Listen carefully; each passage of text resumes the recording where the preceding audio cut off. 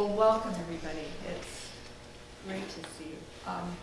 We're very lucky tonight to have Camille Seaman with us. I should just introduce myself. I'm Sarah Bowie. I'm the lead convener of the New Earth Conversation, and I've been leading the convening of the Council on the Uncertain Human Future for the last 4 or 5 years. And Camille and I met through that process. Camille is one of the original members of the council. I don't know if many of you have heard about this, but you'll hear more because we're going to be doing more with students here on campus. And welcome. Glad to see you guys. So Camille is many, many things. I have a list of just some of the ones that came to me off the top of my head. Photographer, videographer, visionary, mother, adventurer, advocate, author, maker, wise woman. Camille photographs the polar regions and the big clouds, and she has spent a lot of time recently, as you will learn from her talk, at Standing Rock. She's been published in many, many journals and publications, including National Geographic, Geo, Time, Newsweek, the New York Times, and Outside Magazine. And she has a wonderful book called Melting Away, Images of the Arctic and Antarctica that includes an extraordinary journaling story of her experience photographing in the polar regions. She's received many honors, including the National Geographic Award. She was a TED Senior Fellow. She was a Stanford Knight Fellow. And she's had many major exhibitions, including one at Michigan State that's opening on Saturday, that she has just printed 40 huge photographs for, and we're going to get a little glimmer of what that work looks like at the end of this talk, I think. Yeah. And so I guess I could sum up by saying I've learned so much from my friendship and colleagueship with Camille. I feel just very grateful for her insights and for her presence on the planet at this time. Thank you. Please.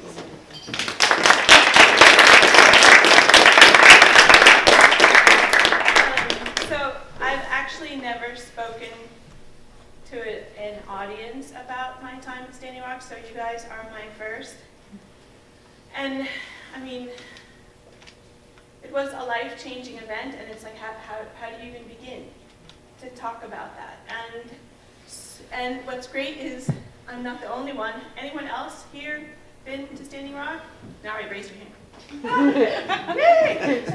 So what was interesting is I consider that the period of time that I was in Standing Rock,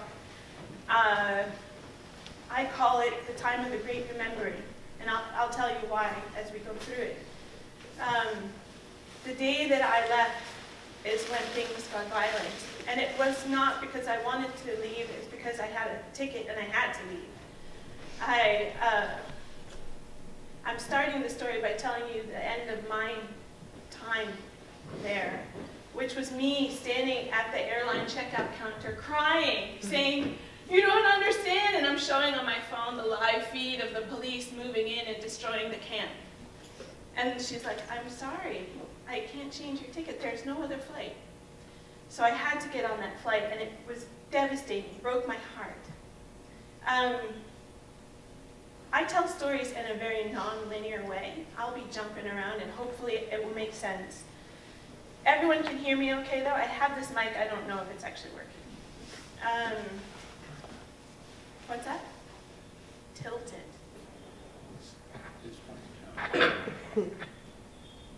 Technology.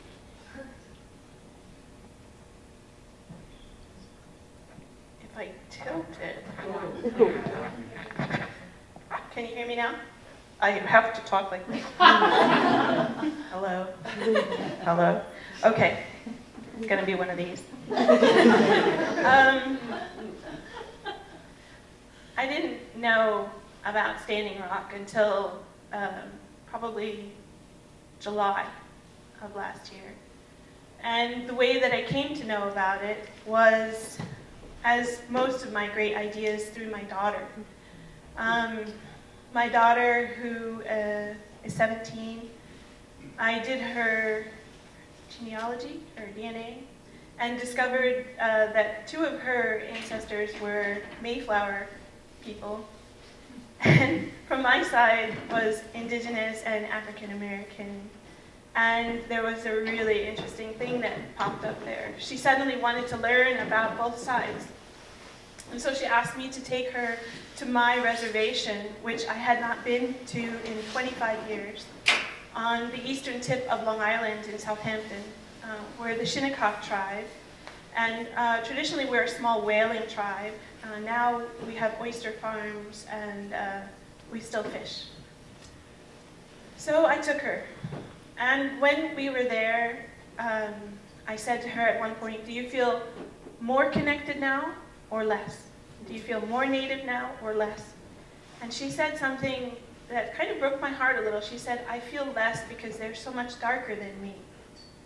And one of the other tribal members, a woman much fairer than both my daughter and I, with freckles, said, don't ever let anyone tell you you don't belong here. You're one of us.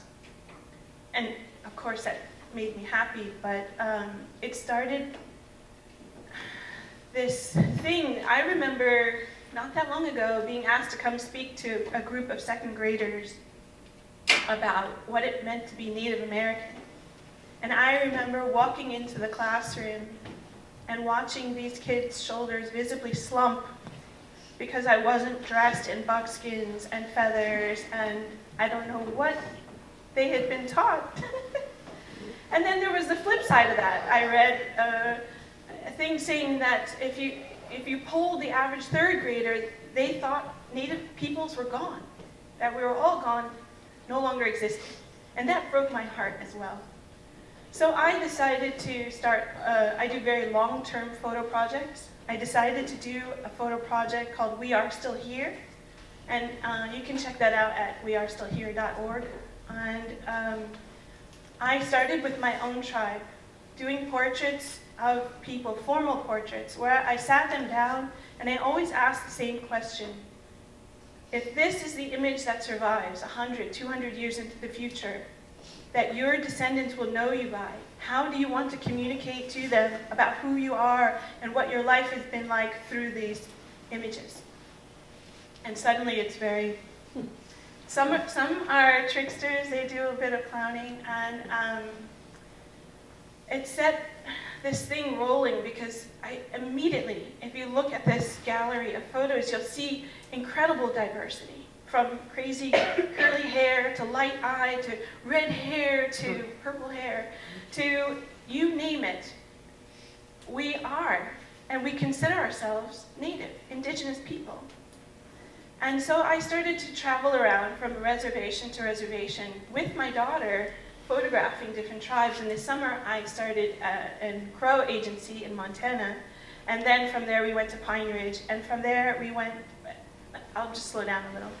At Crow agency, the Crow people were, in quotes, enemies of the Lakota people. It was the Crow who were used as scouts by Custer against the Lakota people. And there, in the middle of this amazing horse festival, everything was stopped and they said, we want everybody to stand in solidarity with Standing Rock. And that was the first I heard. What's happening at Standing Rock? I knew it was a reservation in North Dakota. And I heard a lot of murmurings about, yeah, they're up there protesting the pipeline. And so I was like, oh, that's cool. But I had a mission. I was like, do the portraits, keep the portraits. So from Pine Ridge, from Crow Agency to Pine Ridge, I went to Rosebud Agency, which is in South Dakota. And there, again, this was more adamant. Today, it was coming down the pipeline, the dogs were attacking our people. And we are sending supplies, we're sending people. If anybody can go up there and stand with our brothers and sisters, we want you to go. And I'm not kidding, like there was an exodus of cars directly after that. And I, again, was like, what's happening at Standing Rock? So that's how I came to know about Standing Rock. By the time I was ready to leave Rosebud, I had to get my daughter back to California into school. School was starting. It was early September, and I just something in my body was like saying, you have to go, you have to go. And I didn't know how I was going to go. I just spent thousands of dollars on it. I was, depleted financially. I drove back, dropped my daughter off, and one night I just remember saying, if I'm supposed to go, I'm going to go. And I just did a GoFundMe, and within 12 hours I had $6,000. People were like, yes, we want to send you. And I was like, okay, I guess I have to go now. So that's how I got there. So Crazy Horse was a prophet as well as a warrior. And the definition of warrior is a person willing to sacrifice for the needs of their people, the care of their people. It is not about being violent or aggressive. And he said, one does not sell the earth upon which the people walk. We consider the earth to be not just our mother, but who we are. It's literally us. And what we acknowledge that what you do to the earth, you do to yourselves. This is an early picture of the Cannonball River, which feeds into the Missouri back in the late 1800s. It's hard. These are hard things I'm going to show you, but I think you need to understand where we're at and who we are as a nation. There's all this talk about making America great again, and as Indigenous people, as a descendant from a slave, African slave, I can say, when was it ever great? For who? And why would I want to go back to that? My land, I can tell you a whole story about what happened here on the eastern seaboard. But for the point of Standing Rock, I'm going to keep it to what happened between 1809 and 1898. And I'm going to let this run so you can see the land disappearing. I don't know if you can see the dates down here. This is within a period of 90 years. It's all gone. They pushed us and crushed us onto these places. And how do you not recognize that as stolen? How do you say, well, you lost? Live with it. Because that's what people say to us. They say, you were the loser. And I say to them, well, if you're going to steal something, at least I hope you take better care of it than we did. But even that hasn't been the case. In 1620, there was this much virgin forest. And I can tell you a story that was told to me by a Wampanoag woman in Plymouth about how within 10 years of the Pilgrims arriving, every tree 6 feet in diameter or larger was cut down from the coast all the way to the state line of New York and shipped to England as the property of the king. So this is what that looks like. This is making America, oops, sorry, there it goes. So 1850, 1926, today. Are we making it great? Is this what you stole it for? This land, when Europeans arrived, you could drink out of the streams. They say, I don't know if it's true, that squirrels could cross all the way from New York to Michigan without ever touching the ground. I bring this up to you because as the generation who is going to inherit this mess, you get to choose what you want your future to be. You don't have to buy into the continued degradation of this land, of this planet. You have a choice. So when I was working on this presentation, oh my God, the maps of so much, the Superfund sites, the maps showing air pollution or fracking-induced earthquakes or the death of species, how many rivers cannot be even, you don't even want to step in it, let alone drink from it. I have on my back a tattoo of Sitting Bull. he always has been the man that I was like, if anyone's going to watch my back, I want him. And he says, they want us to give up another chunk of our tribal land. This is not the first time or the last time. This was in 100 years ago, over 100 years ago. And here we are, still doing the same thing. This is him. He was an amazing, amazing guy.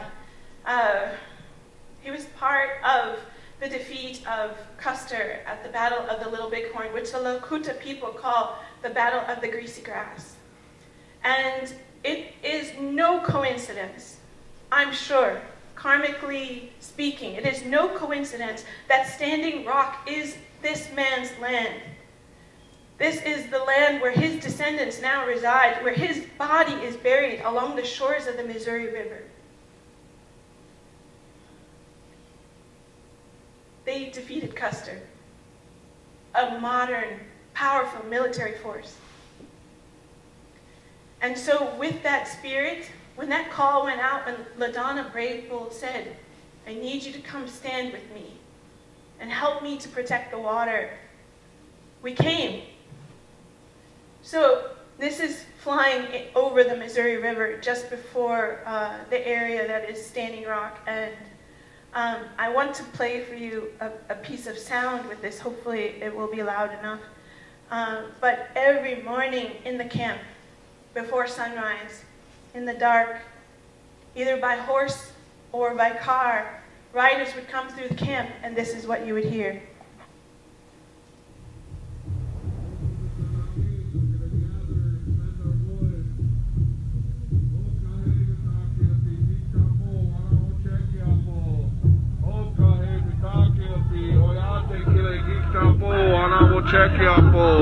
We're going to send our boys to the rising sun this morning.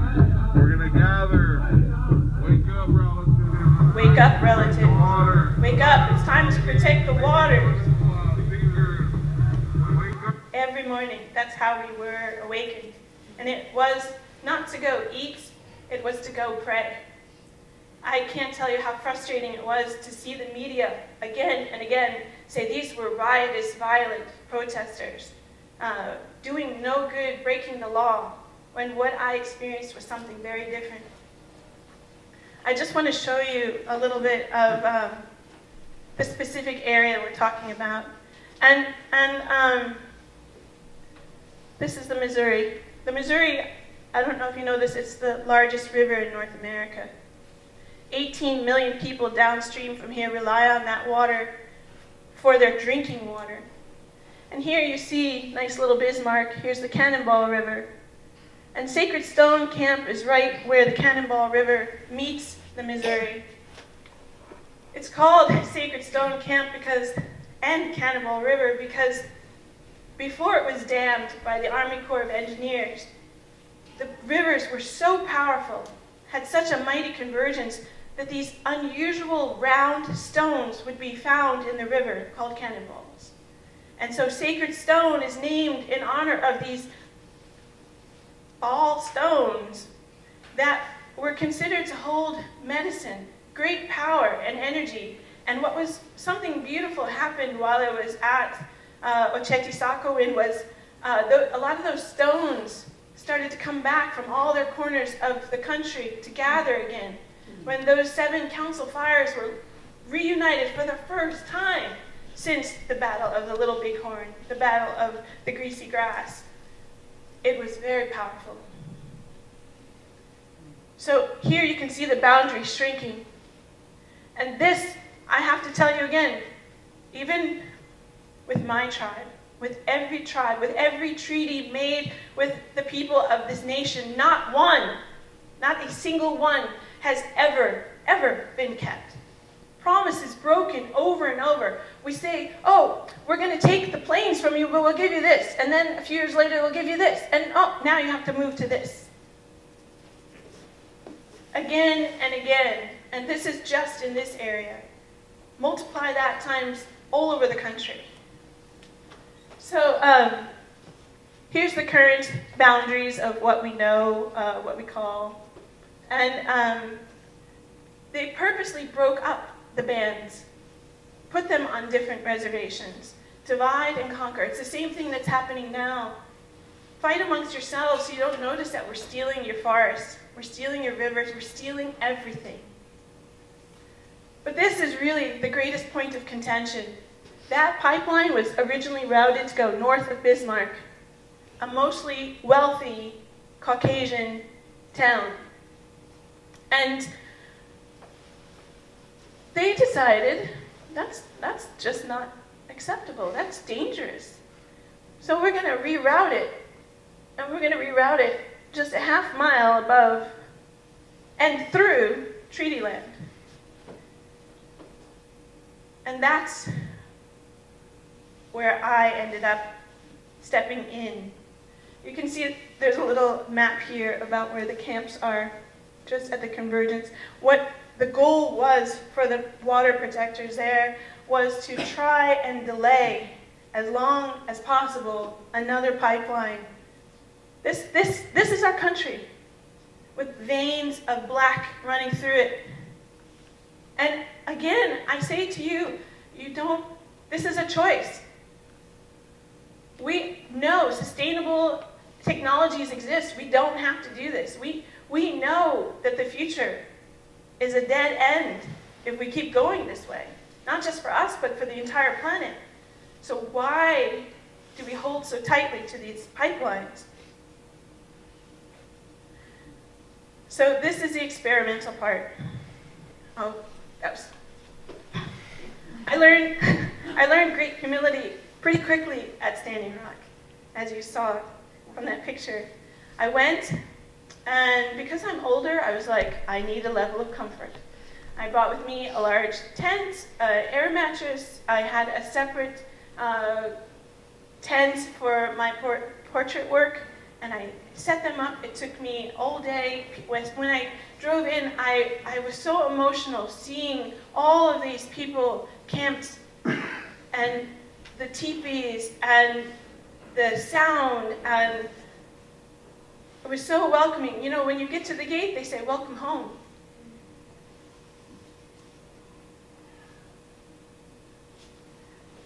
I had all this stuff to set up. And I was like, it's just me. And all these people just were like, oh, we'll help you. You need help? We'll help you. So I picked out a site, and I set up my camp. And it took me all day. I was so tired that the next day I finished. And by that evening, a wonderful woman, Washtaewin, she said, come do a sweat. And I was like, well, I just got here. No, come do a sweat. Okay. And so in that sweat, everyone was invited. If you were there to stand against these people building this pipeline, they wanted you to be okay. They wanted to know that you were not going to become a victim of your own, all that stuff, all that colonialism, all that anger. It could not boil up in the moment where somebody's holding a baton against you. They needed to know that you would be solid, that you could remain peaceful. And part of that was going through a healing ceremony, going into that sweat and saying, my life's been hard. Some people, I was drinking. Others, I was doing drugs. Others, I was abused, or I was adopted out. I don't know my people. All of these circumstances. We even had people who were non-native. And let me tell you, if you're here living on Earth and you're a human, you're indigenous, figure out which part of this earth you love, and that's yours. Stand up for it. In that sweat lodge, it was powerful. And they said, we're going to do 4 rounds, each time putting more hot rocks in, making it hotter, making it more uncomfortable. Because if you can withstand this heat, you can withstand on the line. You can stand and protect the water. There were lots of ceremonies like these, and for many reasons, we were not permitted to photograph those. I came out of that feeling like, yeah, that was good. I haven't done that in a long time. I needed that. And I looked out of, you crawl out of this iniquity, and it was the sky heavy with stars. Like more stars than I had seen in a long time, and I thought, wow, this is awesome. And I went back to my tent. I was tired, ready for bed, and that was around 10:30, 11 o'clock at night. By 4 in the morning, I started to hear wind flapping in my, and I had solar Christmas lights strung on the portrait booth, just so that at night, it's so dark at the camp, that I didn't want someone to drive into it, or at least give it some visibility. And I looked out of the window of my tent from my bed, and I saw the lights moving in the wind, and I was like, oh, it's okay. And then it really started blowing, and I looked again, and I looked, for a second I saw the little blue lights, and then I looked again, and they were gone. And I was like, oh, oh no. I was so tired, though, I really didn't want to get up, and you could hear the rain falling. But then it hit me that, what if this had blown into someone else's camp, and what if it hurts them? So, and I have to tell you, I drove it into the ground with 10-inch nails. I was not messing around. I knew what plains wind could be like, and as a storm chaser, I know what plain storms can be like. So I got out, and it was still there. It just looked like this. And you can see the green teepee thing was my tent, and within an hour, that had ripped. And so I went to Bismarck, and I was almost ready to go. I was like, this is a sign. And so I went to the store. I'm looking at tents, and I'm on the phone with my aunt, who's the matriarch of our family, and I go, Tia, the tent ripped, and the wind, and the rain, and she said, get your ass back out there. You suck it up. You are a sea woman. You get back out there. And so I got this tent, and this was my site for the duration. We'll talk more about that later. Okay, so for this, this is really experimental. I didn't just make still images. I also did a lot of filming with my iPhone. And I'm going to let this play and try and talk over it a little bit. But I wanted you to get a sense of what I was seeing with my eyes for your own self. So, and some of them have sound, so you can get a sense of what the sounds of the camp were like. There were drums at night calling to each other. And this is looking out over the plains. A lot of people look at that and they say, oh, there's nothing there. This particular spot, if you look behind the fence, all that disrupted earth is where bulldozers discovered there were sacred sites and came in preemptively and bulldozed through. This is where the dog attacks happened, where the women ran across and said, no, not here. And then this is really the view of the place when I arrived. People came from all over, and the horse people came on horse, and every time they came in, it was this amazing entry. And this was just an average everyday scene of life in the camp. This is from my campsite, so you can see the two little dogs chasing, and then I'd stop him and say, hey, what are you doing? Can I take your picture? He's just 21 years old. Here's the Inipi. This was the only picture I was allowed to take. Unfortunately, so many of the ceremonies and things, I'm going to pause it right there, you were not permitted to photograph or film. And I had to respect that. I also, some part of my photographic documentary self was like, but this is the thing people need to see. They need to understand. Every day, people could go and take direct action classes, learn. You can see they've crossed out protectors. We have protesters. We have protectors. We are peaceful and prayerful. No isms here. And so this was really encouraged. You were not really encouraged to go out to the front line at all unless you had sat through this and then gone to meet with the legal team in the tent. There were people from all over the country who donated their time, their legal services to come and counsel people to help get them out of jail, all sorts of things. It really did take a village. okay? Every day, from sun up to sundown, planes circled us, photographing, filming, and if it wasn't the planes, it was planes and helicopters. But I also wanted to show you just how peaceful and tranquil the place was. It was quite pastoral. Just an average day. This was in September. And, you know, occasionally we had rain roll through and things would get a little muddy. Horses just roamed around. He's taking his horse to drink at the river. This woman, I'm going to pause here, she was pretty interesting. She's from Vermont, actually. She drove in her Subaru with her thing. Her dog had never left Vermont, and they came out. She was like, I'm committed to stay here until this thing is gone. And she stayed quite a long time living in this, and there were lots of, we call them aunties. Our aunties were everywhere, cooking for us, counseling us. They will tell you, it was a youth movement. Young women started this. And they were able to get young men to join them. And the elders simply counseled. People came from all over. And they'd stop by my area. And every evening at sunset, the riders would go up on the highest ridge above Sacred Stone Camp and watch the sunset.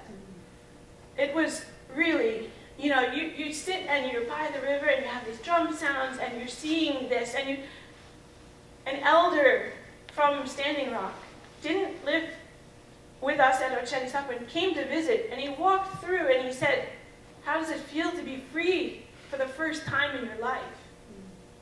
And I really felt that. I understood that. I was in rhythm with the sun rising and the sun setting. The people were there, all unified in one goal: protect the water for people they would never meet, for their unborn descendants, for future generations. It was them literally drawing a line in the sand and saying, no more. We cannot continue like this. We will not take this idle. We stand. Beautiful nights, and you could see little bits of the aurora, the green in the back. I'm going to pause here. This was my camp at night, and this is by moonlight. I photographed this, and handheld, so it's not that sharp. But I had with me, I knew if I went, I needed to be more than just a photographer there. I know that I have more opportunity than most of my Native brothers and sisters. And so I wanted to show them what I knew. So I was lucky enough, a solar nonprofit loaned me a huge solar generator with solar panels. And so I had solar, you can see I had little solar Christmas lights. Inside at night, it looked like people were coming over going, how are you lighting this? I don't hear any generators. And I'd be like, solar panels. I'm like, let me show you how it works. I had such a setup. I had, because of my need for some comfort, I had a queen-size air mattress that was, you know, actual height. And because I had the solar generator, I could plug in electric blankets that I laid between the sheets and myself, so I had a heated bed. And I had a little college dorm refrigerator so people could keep their eggs and milk with me. They would come and charge. I had so much electricity from the sun that they could come and charge their phones, their cameras, whatever. And that felt good. I became like the little Las Vegas Burning Man area. And what was really cool was within a few weeks, other people, I started seeing the little solar lanterns popping up. I started to see the solar Christmas lights. And I knew that it was good.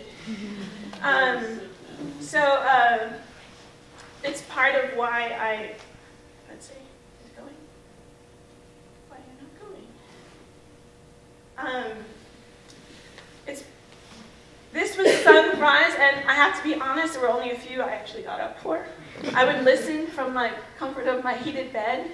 But this is sunrise, and the temperature is starting to change. The seasons were changing. I was documenting my tree changing with the weeks, with the days, and it was happening fast. Fall was coming. The weather was getting erratic, cold sometimes, but amazing colors starting. And at dawn, we would all come up to the south entrance, and then we'd head out. This was when we were still trying to keep them from actually completing construction. And here you can see some of the pipeline where we're just obstructing them. If we were out there, the workers would go away. For some reason, I don't know if they were told, don't do it, but they would leave. They would see us coming and we would leave, and the helicopter's always present, always circling. Does this look like a riot? Does this look violent? Every morning I had sayings, sometimes about the revolution, and this one was, the revolution will be on horseback. Sometimes it was, the revolution will be disorganized. Sometimes it was, the revolution will be hungry. Because people would actually bring out boxes of snacks for us so that while we're standing out here, we could have food. It was amazing. Yeah, it's very violent, you can see. And here in these times, we would actually go to where the pipeline was, and people would plant trees. They would plant life in front of the way of these pipelines, and you'd find people really just centering themselves. And as we would say, okay, we're going to move on, you'd see this militarized police force.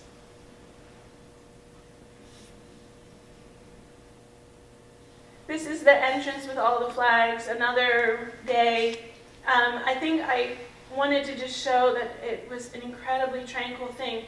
Children were taught horse care, horsemanship. They were taught how to ride. There was a school there teaching them the 7 Lakota principles. There was solar everywhere.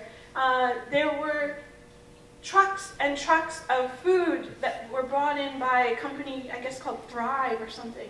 This is, I'm going to stop here, Wahala John. She's a Navajo Dene person who has a nonprofit called Native Renewables. And she literally is trying to bring solar to reservations across the country. And she gifted, with the help of Leonardo DiCaprio and solar, what's it called? Something Solutions. Oh, I'm blanking. They got these two together and gifted them with Mark Ruffalo and Jesse Jackson to the camps. And for everything that was gifted to the camp, one was sent to the reservation because it didn't seem fair that these people living in poverty for so long should not receive some of this stuff. They were seeing all these donations coming in to Standing Rock, Oceti Sakowin and Sacred Stone, and they were like, hey, come on now. Can you blame them? The revolution will be imperfect. The revolution will have a wellness tent. These women, amazing, I have to go back, amazing herbalists, healers. If you had a sore throat, they had an incredible array of bottles and jars of things in there to hook you up. If you had a sore back, if you were feeling, because they understood that this trauma was generational, that you're going to feel this in your body, a lot of stuff's going to come up. So they had massage areas that they would do body work and help you. So these women all came, and many of them were arrested many times to do work to help people. This guy came just because he said his grandmother was Cherokee and she would have been there. Another Cherokee woman came. She said, I have to bring my daughter here. Pause here. These two women are Sami people from northern Norway. They came and did a yoik for everybody. Stand in solidarity because they're going through the same stuff in Finland and Sweden and Norway, trying to keep their land protected for their future generations. So they came, they stayed for weeks, they were very active, helping, and they became family. So here, unfortunately, they had to go, and everybody was, you know, really moved that they had come so far to stand with us. we had many visitations by eagles, and what was beautiful, this is a juvenile golden eagle, and what was amazing was through the camp you hear these cries going up, you hear the women as this eagle is flying around, and it would circle and circle, and you just hear this wave of sound as this eagle is blessing us. And I don't know if you saw, but one day it actually landed and let people touch it. Unheard of.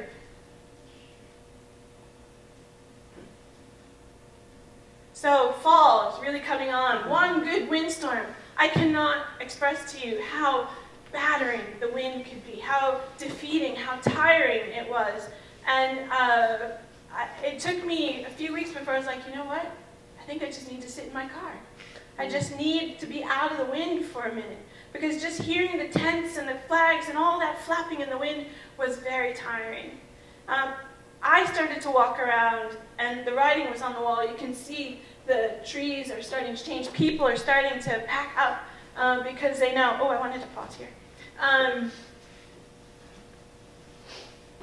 For a long time, Standing Rock Reservation provided toilet porta potties. There were several hundred of them throughout the camp. They were I've been to Burning Man. Let me tell you, these were the cleanest porta potties I'd ever been in my entire life. And they were changed every day. And they had the sanitation service, and they also brought 5,000 gallons of water every 2 days. Every 2 days. So you can understand that that might start taking a toll on the strain of an already strained tribe. But you can also see that the weather's changing. I was so happy when I saw somebody who already knew that the Mongolian yurt or yurt was going to be the perfect solution for winter. You know, canvas teepees are not what the Lakota people lived in 100 years ago. Those were hide, buffalo hide. They were well insulated, and a canvas thing has no comparison. You would need, you would need, come on in. You would need a stove in there. And so I was thinking, you know, that's not going to be enough. These things aren't waterproof, whereas the Mongolian gur or yurt is. So I started saying to people, if you are serious, if you are committed to staying here through the winter, you need to get one. And thank goodness they listened, and a lot of people did get them. Other people started making some really interesting structures. I think there could be a whole book just on that. But as things got colder, we still were out at the front line. It's like 40 degrees. And what's funny is the police would say, the protesters are blocking the road. Is that a riot? That's the extent of what happens at the front. We don't engage with the police, and sometimes we try and ask, will you shake my hand? We understand you're just doing your job. You have children too. We understand you drink water. This is important to you. Just shake my hand. And sometimes they would. Others wouldn't touch them. So I'm sure there's lots of stories from the police side as well. The revolution will have very big banners.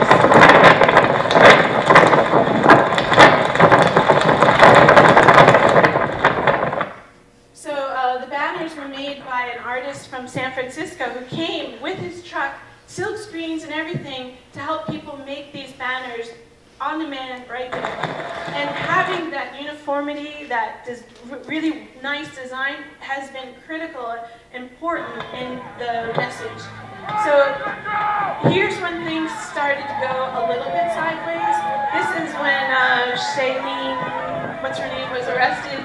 And a lot of people who were just praying, you can see there's a bunch of people inside this teepee structure, and they were just praying prayerfully. And these red vans are coming to actually haul each and every one of them away because they are considered trespassing on treaty land. And you can see the line, the exaggerated militaristic force presented against literally civilian. Look, I could do a whole series on the fashion of these police. And also the water protectors. They had some pretty awesome water protecting fashion. But you know, this was what they were doing while we were photographing them. I want to talk a little bit about this LRAD. It's not meant to be used on civilians. It's a very powerful sonic device, and I actually witnessed its effect and have some hearing loss because I didn't have any ear protection. If you're going to go to any protest, that should be part of your kit. That, mask, some goggles. And I stuffed a lens cloth in my one ear, and I didn't have anything for the other, so it suffered. But it has been known to not only cause hearing damage, but it can make you feel nauseous. It can disturb, and we also had people there, I don't think it's in this picture, but we had snipers with rifles trained on us often. After I left and things went really bad with water hoses and freezing temperatures and tear gas canisters, it was getting real, and I'm sure you saw the very last day, which I hope Nara will talk a little bit about,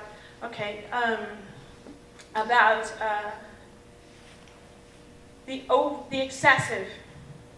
overly excessive response by the Morton County Sheriff's Department, by the National Guard, by all of the sheriff's departments that came in from other states to basically enforce the will, not of the people, but of a corporation. This was a beautiful camp. It only survived a day, and they came in and destroyed it. This is when basically the protectors were like, we need to reclaim that treaty line. We need to go to where that territorial boundary was and say, no, this is ours. And so they got on 1806, which is also historically, wait for it, the Lewis and Clark Trail.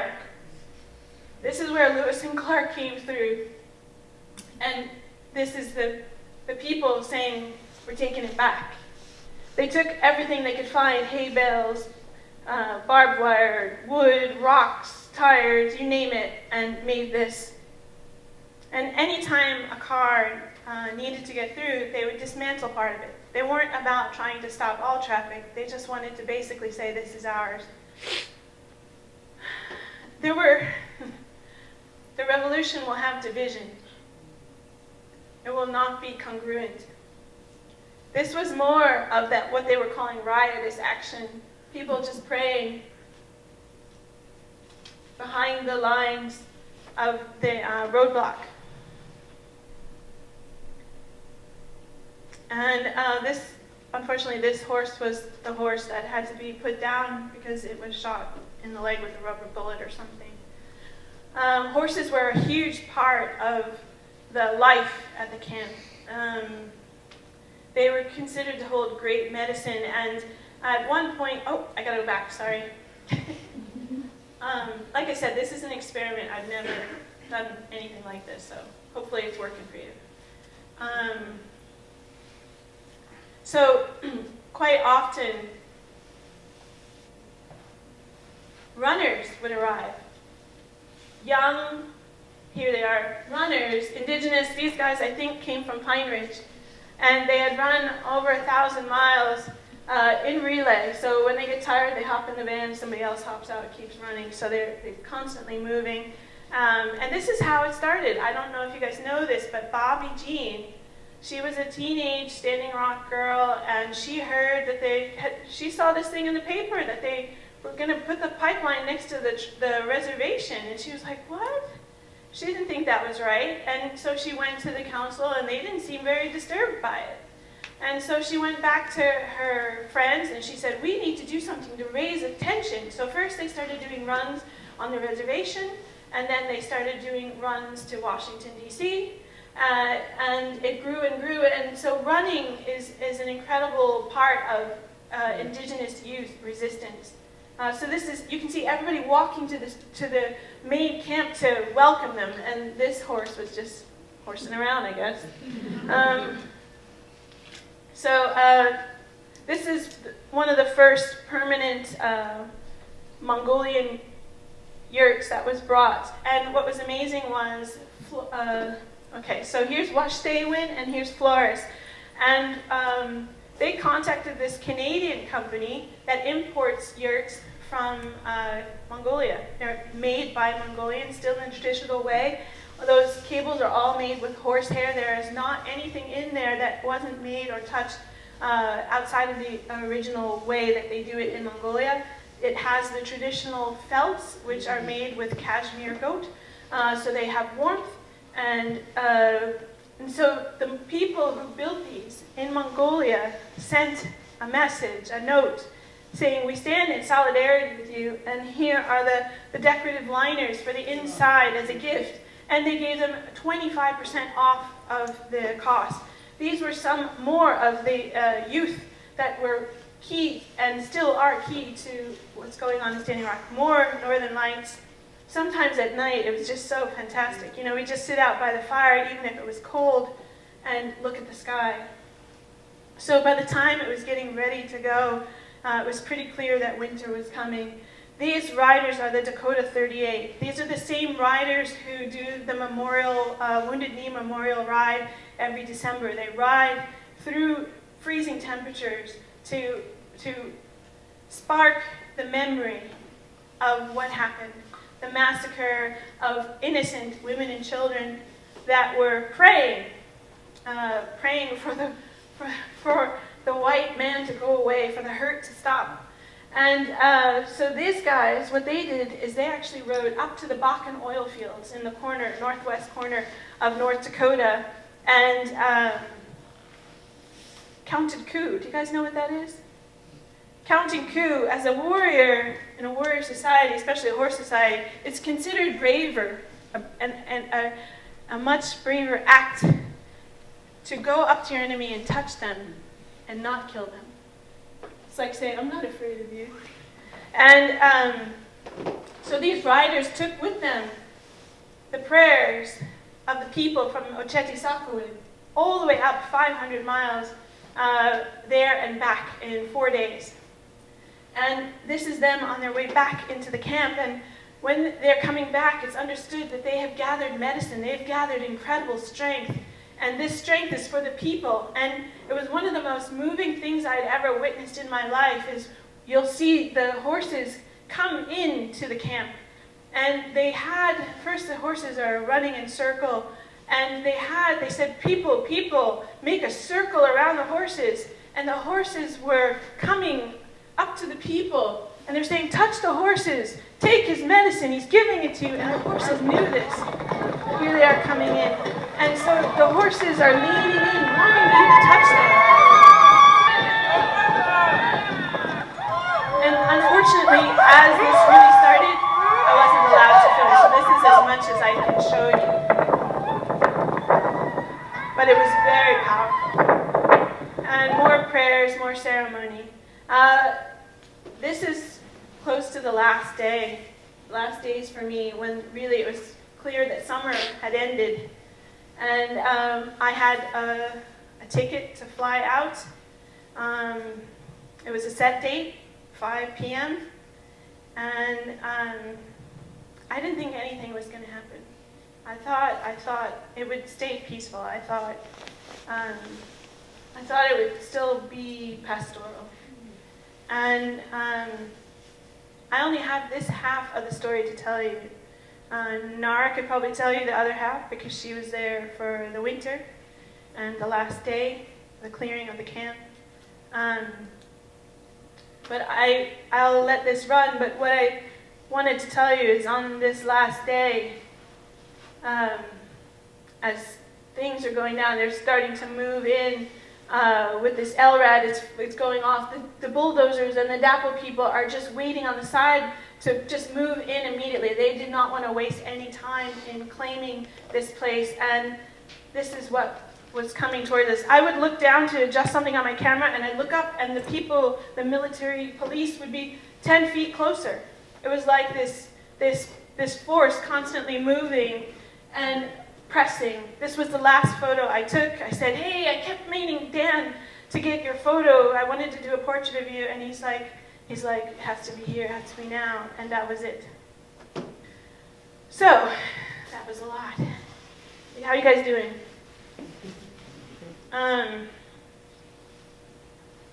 So what now? What next? What's amazing is the defund DAPL thing that's going on. You can see 76 million, and just today, yesterday, ING announced that they're selling their $120 million. They are abandoning this. You can see cities have divested. I think San Francisco just joined that number. So you can do this. There's information, like if you have your money in entities, banks, it's something that you can do. Every pipeline project that's planned across North America will have to defend itself in every community, on every social media with investors. So something has begun that cannot be undone. A mark has been made, that line drawn in the sand, and now, not just in this country, but all over the world, Indigenous people are saying, we will not be idle. We will stand for the water. Protect the sacred. Mini-Wachoni. I'm supposed to say Mini-Wachoni. Water is sacred. Water is life. I wanted to show you this. It's like 2 minutes, I think. No DAPL, we won't back down. Way up high, oh. Way up high, yeah, yeah. Way up high, yeah, yeah. We won't back down. Way up high, oh.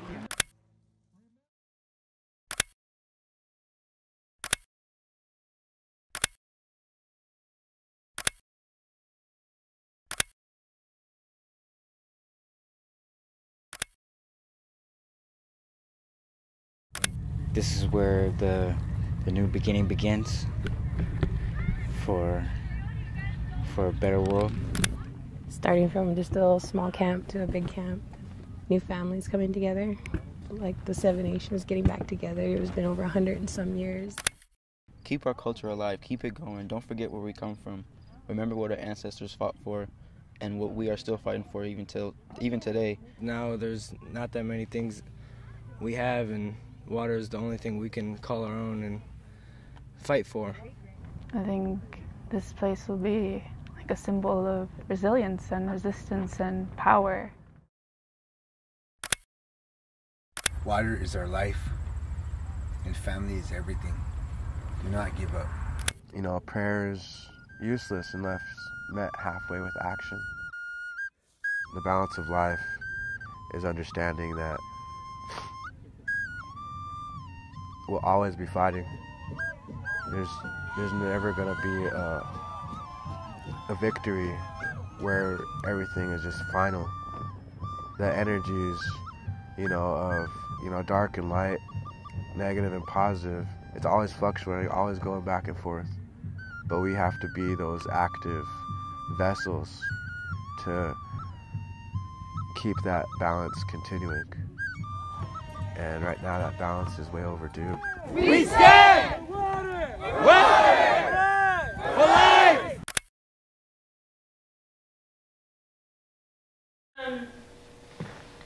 Some of the beautiful things that I saw at Standing Rock was, for the first time ever, us documenting our own stories, us telling our own stories. And social media was our blessing and our curse. They could block it. But I can't tell you, like, when I came home and was getting ready to go to Antarctica, I was always watching this, what's happening, what are they doing, what's going on, just the need to bear witness. And this guy, he was there quite a lot, and he made this rap, which I'm going to turn down because it's probably loud. And I think it's worth it. With the stroke of a pen, Trump's trying to undo everything we've worked so hard for. But as Indigenous people, our existence is our resistance. We protect Mother Earth and the water because it's who we are and we have no other choice. I'm facing 7 years in prison, yet I remain dedicated to peace and prayer. Pray with us.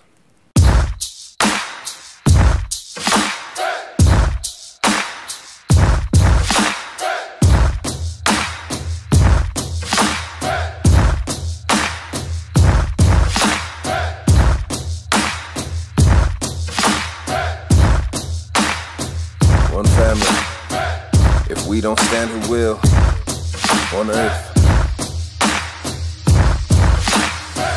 The wind comes in four corners, four directions, four colors. And death rides on four horsemen, a black snake with some black tanks. How much money do these companies need to make? They could drop their product, but they wanna save a buck. Already extracted billions, when is enough? I used to be in the oil fields, getting paid, but I quit, cause oil water I can't drink. Look down and see Camille die in the mud. I looked up and told myself that enough's enough. Money does not own my soul, living comfortable it's not in my plans, my hands in the sand. Some things worth more than gold, some things they can't be sold, some things can't be replaced. She is your mother, the fresh water is her veins.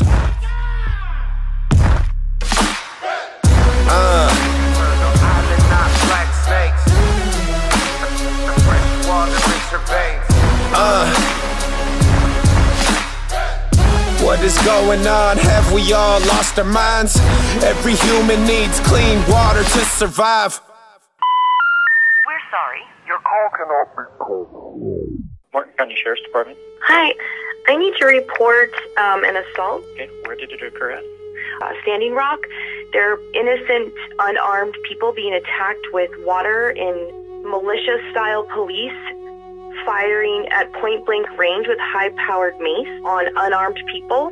Who protects the people? Ma'am, yeah, if there's police there, then it has The police are the ones attacking innocent, unarmed people. So what do we do to stop the police literally hitting people at point-blank range in the face? People can lose eyes. People are going to get hypothermia. People could die. We have elders here. We have children here. We have all ages here. Nobody is armed except for the police. Who protects the people from the police? Well, I guess if you want to put it up the chain of command, the next person to talk to would be the governor's office.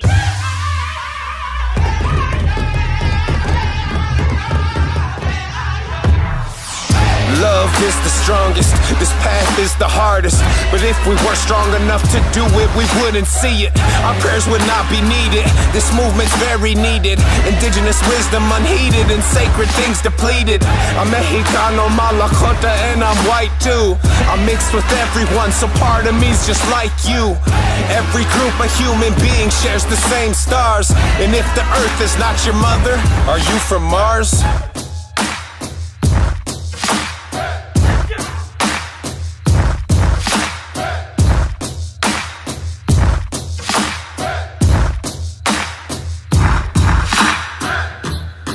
So, I highly recommend watching the rest of that. I'm going to keep going. So, the bigger picture, how do I leave Standing Rock to go to Antarctica? It felt so incongruent, but was it? You know, I've been photographing in the polar region since 1999. Arctic and Antarctic, watching the melting happening, coming home each time and seeing such slow change, such nobody listening. And finally, it felt like people were starting to listen and understand that climate change was real. We had climate agreements globally. We were starting to commit to what it's going to take, and it's not going to be easy, but it can be done. And then, you know what happened.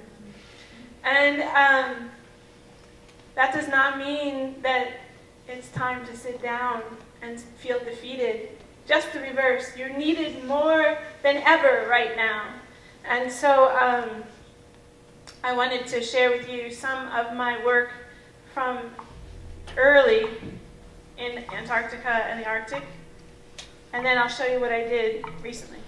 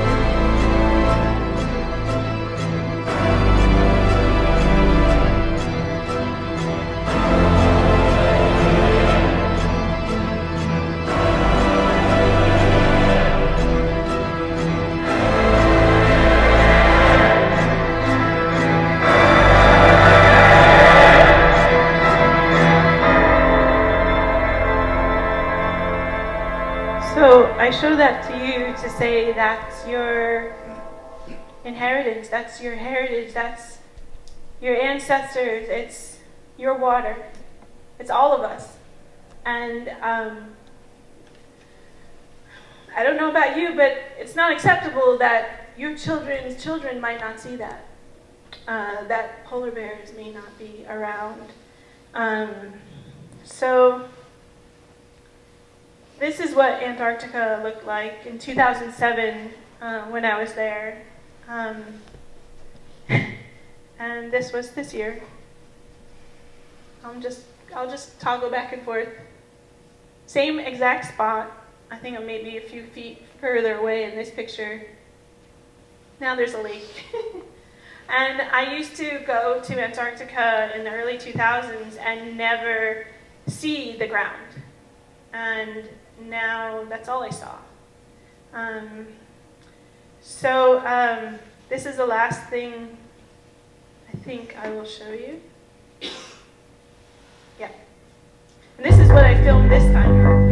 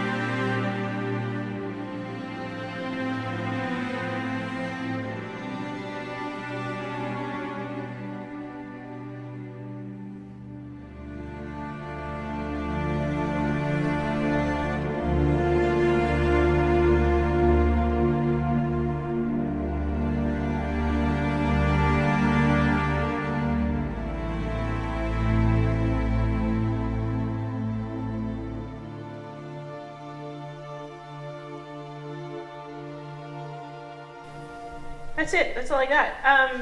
But before, I can't leave you like that. Sorry. But I'm specifically speaking to the younger audience, although it applies to you too. You know, as we're growing up, I don't know where it happens or when it happens, but we're made to believe that we just find the on-ramp onto this freeway of life and go down a road that's already been built. And I'm here to tell you that you don't have to get on that road. And each and every one of you has the ability to dream and build something different, something better. And I would encourage you all, while you have time, the freedom of time to actually think, is start thinking about, what do you want the future to be? What does it look like? What does it feel like? What does it smell like? And what are you doing there? How are you in the future? And if you start that now, you will have so much more enjoyment in life, because you'll realize that you get to write the script of your life. Nobody is telling you you have to if you don't want to. You don't have to take that blue pill. Was it the blue pill? I just want to say you get to build the future you want, and we need you to start envisioning a future that is healthier, more equitable, and safer. So thank you.